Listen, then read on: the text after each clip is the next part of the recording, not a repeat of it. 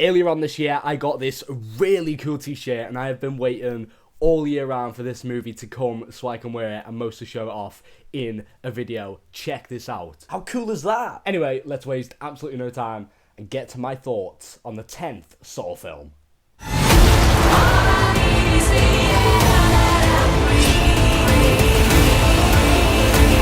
Live or die, the choice is yours.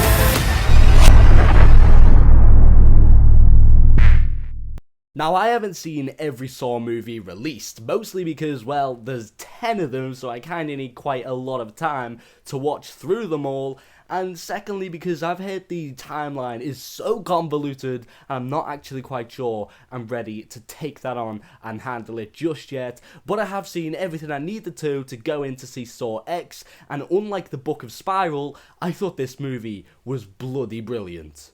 Set between the events of the first two films, John Kramer travels to Mexico in hopes an experimental procedure may cure him of his cancer.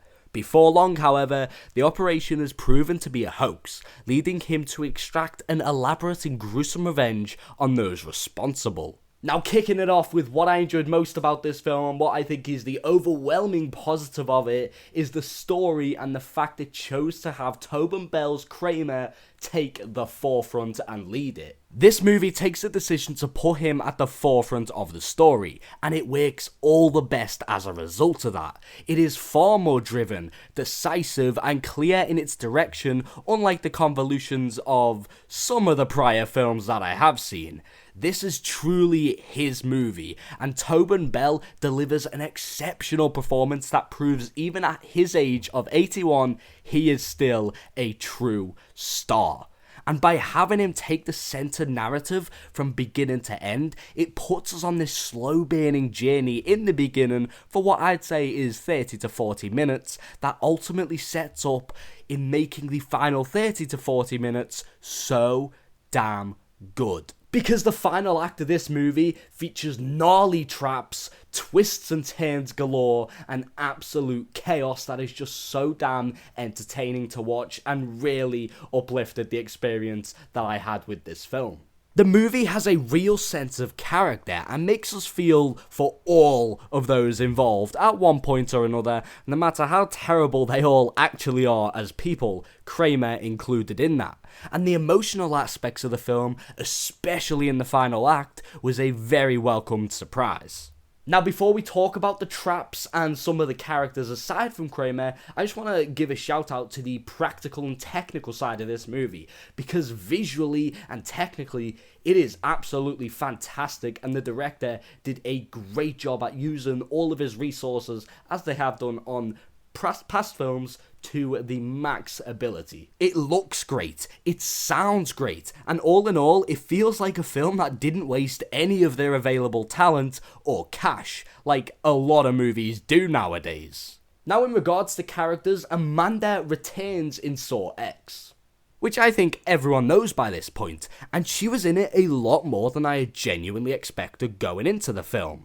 Shawnee Smith did a great job in the role, and the development of care over her relationship with Kramer was very well done, as was her contemplating that if when Kramer does succumb to the cancer, she can carry on their planned work.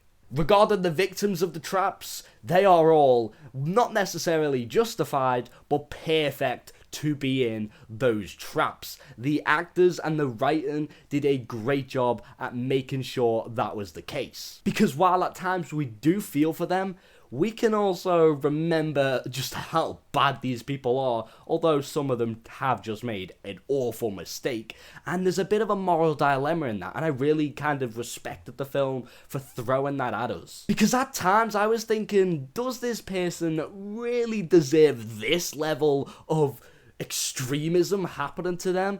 And then at another time I was thinking for the exact same person, oh no, you totally have this coming to you, you brought this completely on yourself. As for the traps themselves, they were awfully cool, very gruesome as you'd expect, ridiculously bloody, and all in all just very crazy in all the right ways that Saw fans have been wanting and that you're going into this film expecting. And now my gore intolerance is actually pretty high, but even in this film, there were a few moments that just kind of made me shiver, and I did look away once or twice, especially at a certain trap that involves the brain. It's a nasty trap. One of my friends who I saw the film with, however, they were looking away constantly. They were not coping well, and I'm not too sure what they were really expecting, but it was very funny to watch, and again, it just made my experience with this film that much better. To talk about my nitpicks with the film, because while I had thought it was bloody brilliant and a great time, it is not bloody perfect. It could have been just a little bit shorter. It runs for about 2 hours, and granted, I didn't feel that for most of it, but there are few instances near the end where it's like, I would have liked to have seen this maybe 10 minutes ago instead. In addition to that, there is a twist in this film, as there is in most Saw films, I believe, at least in the ones that I've seen anyway, and it kind of made me question, wait, just how fail-proof is Kramer's plan? Because what about if this person just did this, and basically the opposite of what the writing required them to do? But nonetheless, it was nothing drastic to make me completely distract myself from watching the film and go into some rabbit hole during it. So I really don't care all that much. It more than made up for it, because the twist is just so well done and it's so fun. And the minute you hear the iconic Saw theme, you're like, oh, shit's about to go down, and I was all there for that. Oh, and I would have liked to have seen just a little bit more of my boy Billy, because he was in this film for about 20 seconds of screen time, and I think that's me being generous.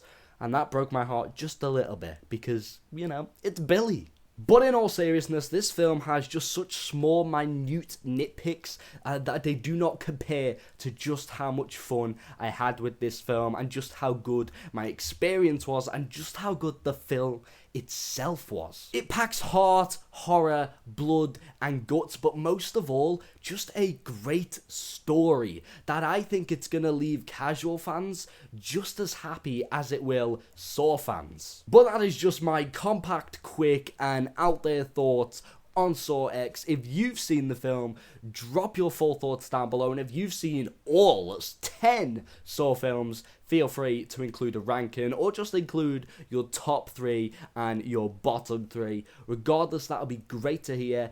Thank you so much for watching this review. I really do appreciate it. You've been awesome, and I'll hopefully see you in my next one. Take it easy, guys. Bye.